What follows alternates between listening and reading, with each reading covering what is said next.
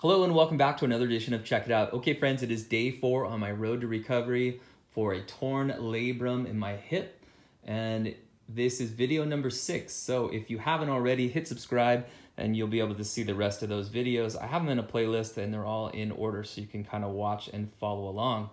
So for me personally, I had a pretty bad tear in my labrum. It also included having a microfracture.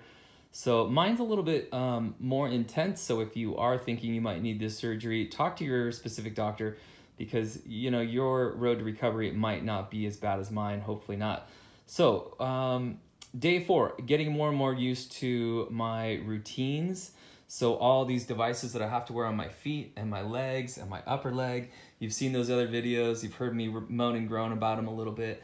And I have to say, I mean, of my list of complaints, that's kind of it. Putting that device on my feet, I can't do it by myself. I have to have help with it. So that's kind of a pain in the neck. My doctor doesn't want me reaching down that far, even though I kind of feel like I could. He's saying, don't do it. That's not, basically, you might re-injure the leg by doing that. So that's kind of challenging, and I have to wear that when I'm sleeping or taking a nap or something like that. So that kind of is a pain in the neck. Then I've got those devices that go on my calves to help pump the blood around and to make sure I don't get any blood clots. Then I've got this device here to kind of keep my legs together. This one, it kind of helps me during the day, and it's actually comfortable to kind of have it on, so that's why I am wearing it now. But, in general, things are going pretty good. My doctor's asking me to get out of bed and move around on those crutches, throughout the day and not just kind of sit there.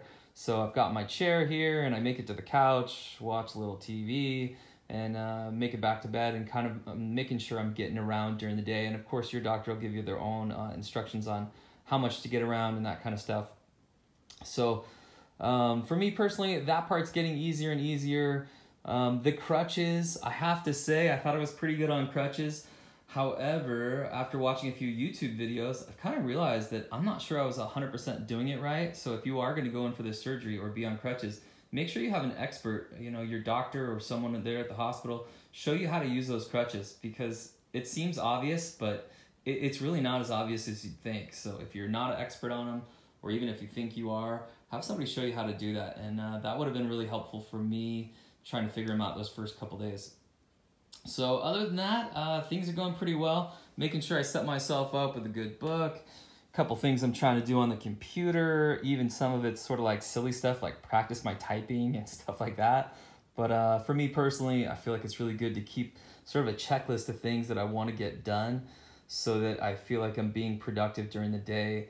They're kind of long days, and it can almost feel a little bit depressing just not being able to be very mobile and that kind of stuff. So for me personally, I think it kind of helps me mentally to have a good book, have the computer, trying to stay off of, getting on the social media too much, but, watching some positive videos on YouTube and some other stuff like that. And again, getting lost in a good book, nothing wrong with that, of course. And getting up and around the house on these crutches the correct way. The crutches, it's an interesting experience because they want you up and around, but at the same time, you don't want to re-injure that leg. So that part I've been really cautious of, and then also making sure I'm not sitting around too much. I know the blood clots seem to be like the biggest concern other than re-injuring the leg, so trying to make sure that I'm smart about that. And of course your doctor will give you instructions on how to make sure you're avoiding blood clots and that kind of stuff too. But anyway, so day 4 going pretty well. Sleeping at night has been a struggle. I would guess that I'm averaging maybe 4 hours of sleep at night, maybe 5, I don't know, somewhere in that ballpark, but that's definitely less than I'm used to. So having all that equipment on my legs makes it challenging to sleep at night. So there's my complaint for the day. But other than that, day 4, I'm surprised at how well I'm doing only 4 days after this. And I'm excited. I've got physical therapy starting here in a few days. So excited to kind of get up and get out of the house and see how that feels. And also I have my daily exercises, which are already becoming easier and easier, even though I've only been doing those for a handful of days. All right, friends, that's going to do it for today's video. We will see you tomorrow. Bye.